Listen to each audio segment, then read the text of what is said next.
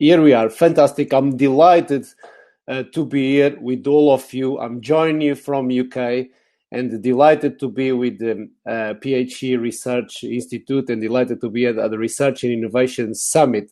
So my talk today is about the wearables. The wearables can change the world. And my name is Joao Bocas, also known as the wearables expert. Give you a bit of background about myself personally and also professionally. I'm actually Portuguese, based in UK, born in Lisbon, came to UK in 2001 to learn English. And 20 years down the line, I am still here. I learn English in the end, though. So my background is in professional sport, but the last 15 years I've been heavily involved in digital health innovation, healthcare innovation, and wearable technologies in the last 5 years, which I will update you on that.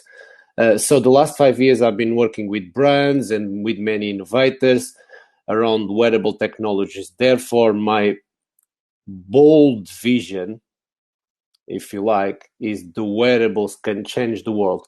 And we're going to explore that much more later on, where you see some innovations actually in practical terms. But the wearables certainly bring a lot of value to humanity. And now is actually a time that we are noticing that with this transformation in the world, with the unfortunately with the COVID-19, and the wearables are entering many industries. We're gonna go into that later on. I actually wrote a book chapter about wearables combined with artificial intelligence would be the game changer in healthcare. So my vision is, I believe that wearables, the intersection of emerging technologies and wearables are extremely powerful. And my main industry is healthcare, even though I'm working in other industries too. My main industry is healthcare. And the combination of wearables and artificial intelligence, I believe to be extremely powerful, but also other emerging technologies, such as machine learning, artificial intelligence, just mentioned, virtual reality, augmented reality, mixed reality, and all of these now are actually combined. And also we are entering a new phase of innovation right now, where these new emerging technologies are developed in their own right to a new phase. So, for example, we see 3, 4, 5 years ago, artificial intelligence was quite new. Now they're taking artificial intelligence to a new level. Machine learning, virtual reality. So what I'm noticing now is kind of a fourth or fifth generation of innovation where we are disrupting existing emerging technologies, which is extremely exciting. But let me take you back in time, and we're talking about wearables.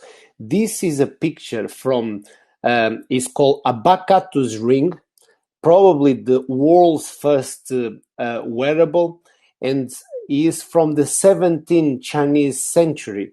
And as you can see, they actually perform mathematical tasks with these small beads to count. And back then was actually avoiding using paper for these tasks. So the wearables go back in time, and also back then there were no battery issues and other associated issues with wearables. And this is considered the forefather of today's wearables, because today we see many wearables in many shapes and forms. But look at that, our amazing piece of jewelry from hundreds of years ago.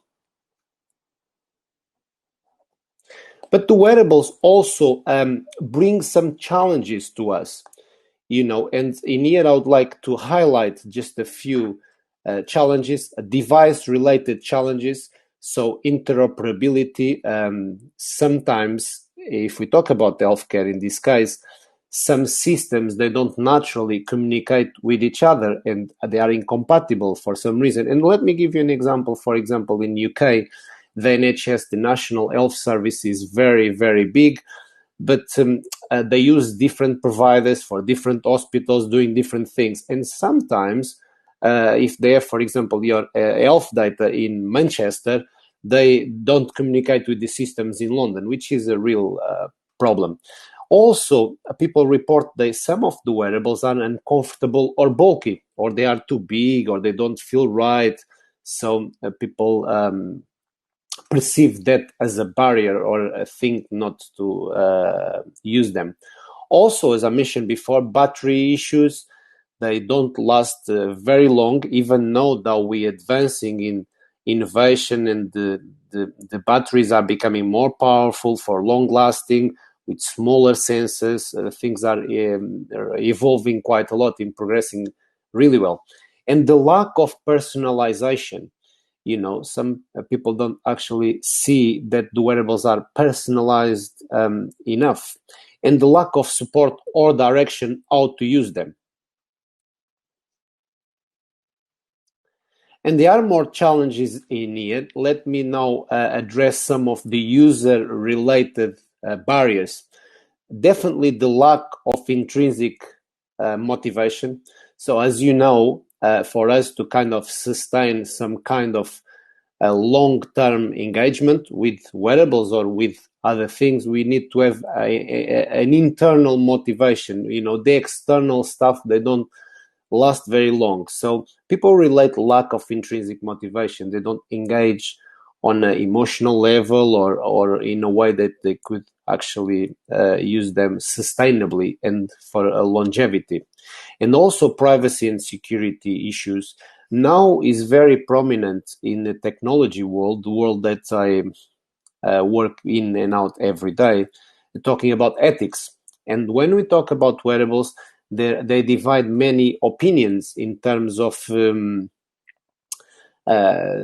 risks for privacy, even personal evasion. And later we're going to see some examples when these come in practical terms. Some people defend that, we shouldn't share our data, but now actually the wearables also open another door for the hackers to access our devices in our personal lives. So there are many, many things in here to consider.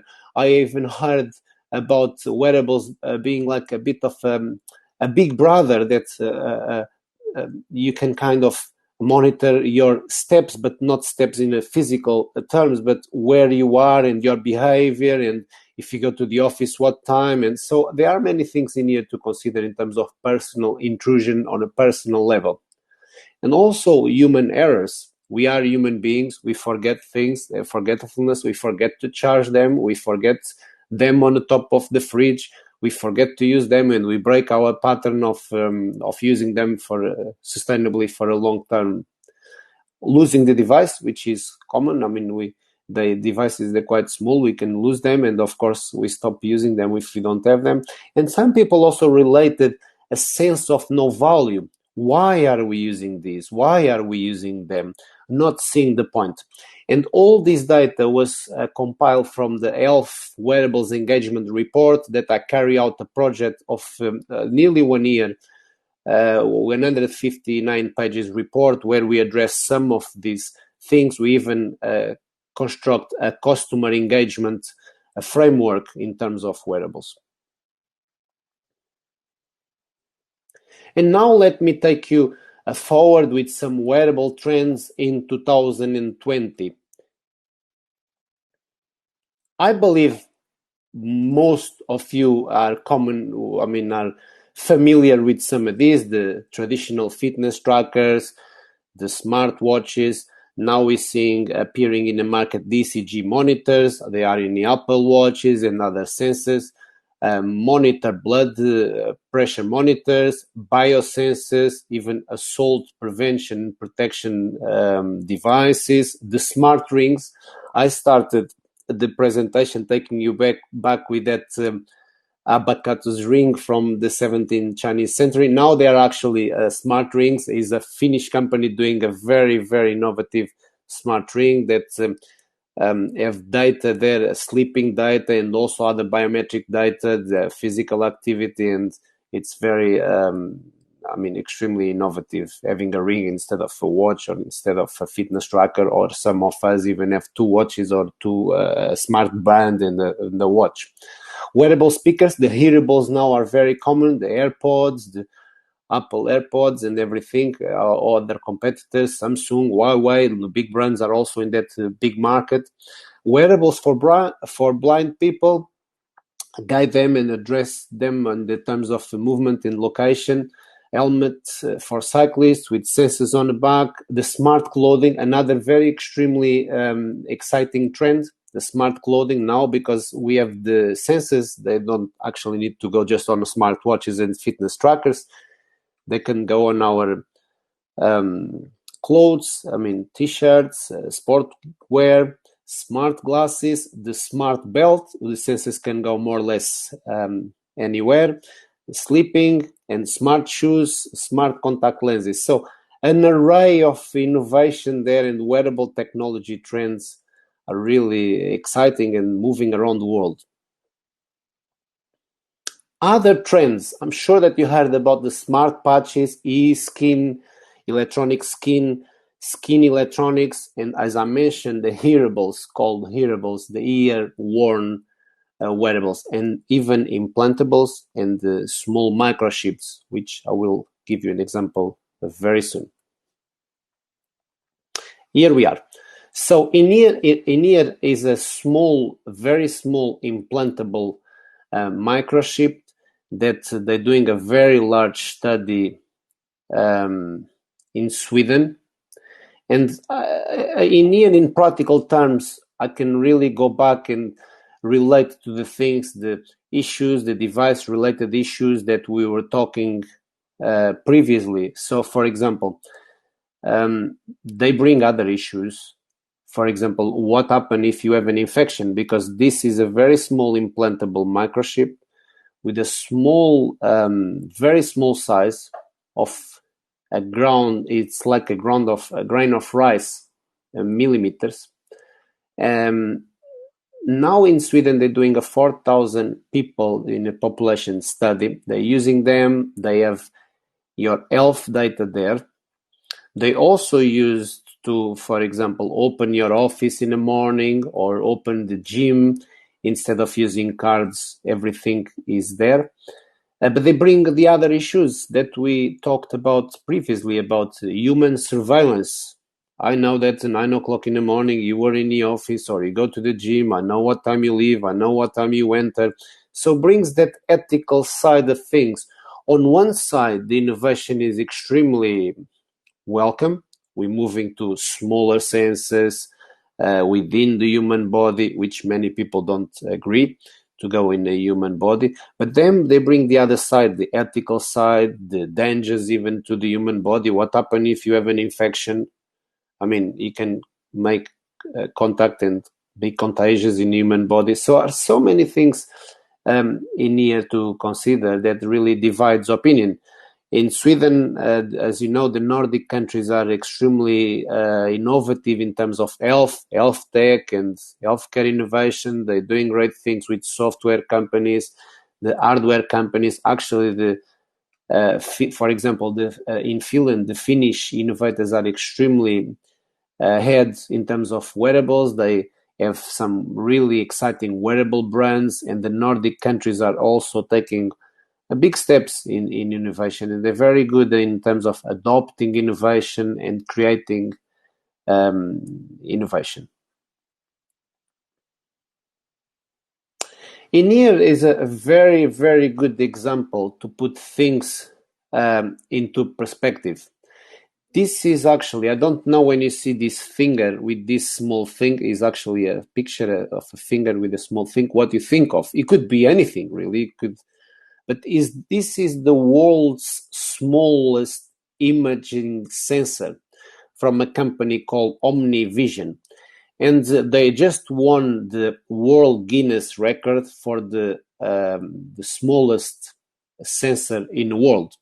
And they have actually attached a camera inside, and they can be used with the camera module. They can be used to take images of very tiny parts of the body. So, for example, usually we'd not have access to blood vessels and nerves inside our arm. With this sensor, actually, we can access these very challenging and difficult parts of the body. So in terms of medical innovation, they extremely useful for gathering human data and gathering human insights in challenging conditions, if you like.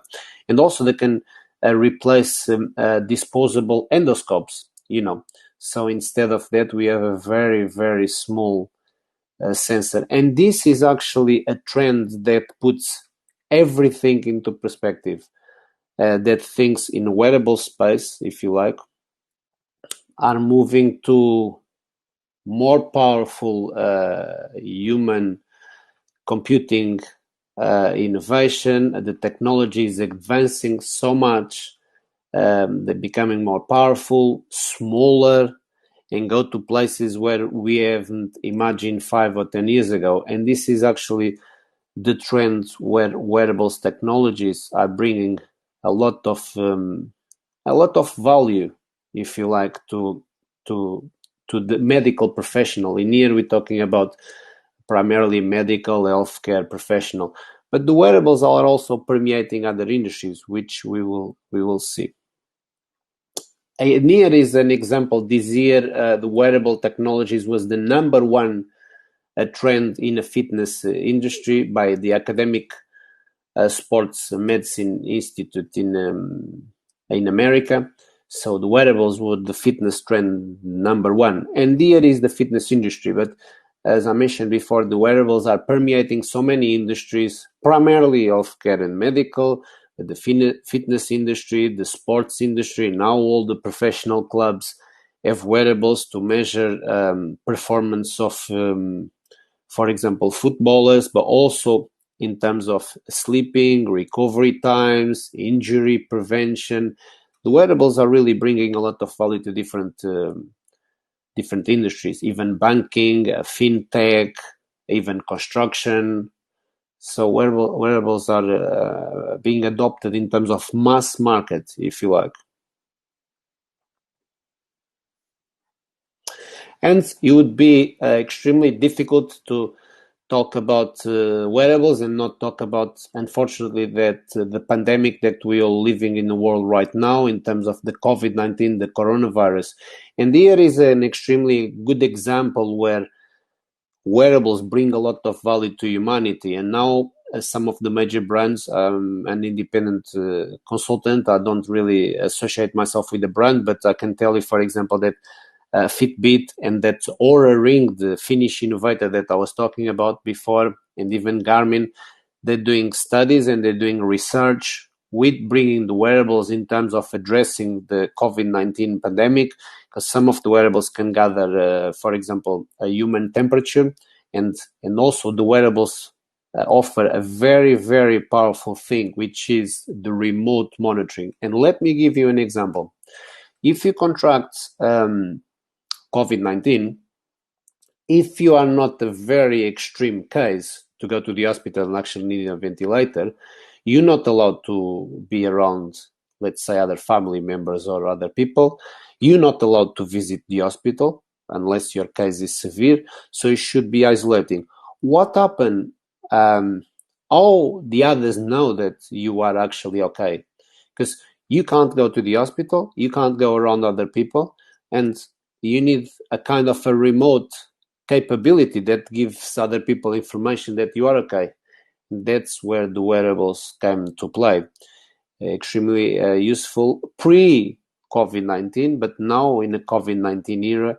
And I really see a lot of digital health innovation being advanced, unfortunately, with the pandemic, because it really highlighted the need that we have in hospitals, in care homes, in other medical clinical settings for remote monitoring capabilities to transmit data, but also transmit information, transmit human vital signs, if you like, in this case.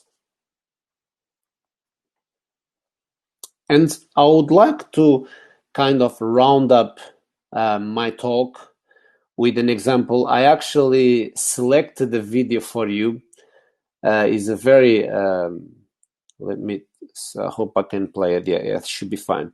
It's a very, how can I say it? It's a very peculiar type of video. I had more content, lots of content around medical hospitals and things about remote monitoring and examples of medical devices. But I have selected this video for you because I think it gives you a bit of an overall vision where things are progressing. And my intention was also to, of course, challenging and thought-provoking, but also give you an idea that anything is possible with sensors, wearables, where they go where you're not expecting.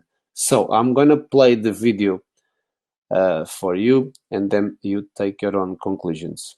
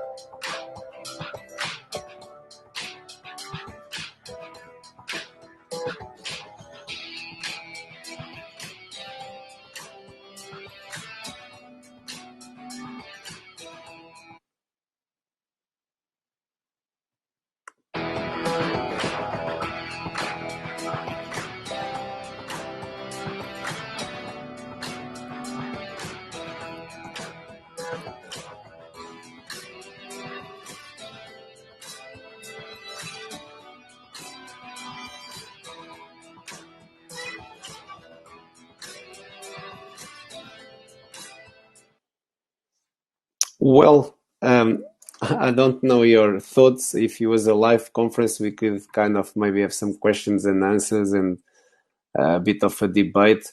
But who would imagine several years ago that a sensor would go in your teeth? That would be probably a bizarre thought, to put something in your mouth, or a sensor or some technology somewhere. So there we go, an extremely innovative example that anything is possible with sensors and wearables.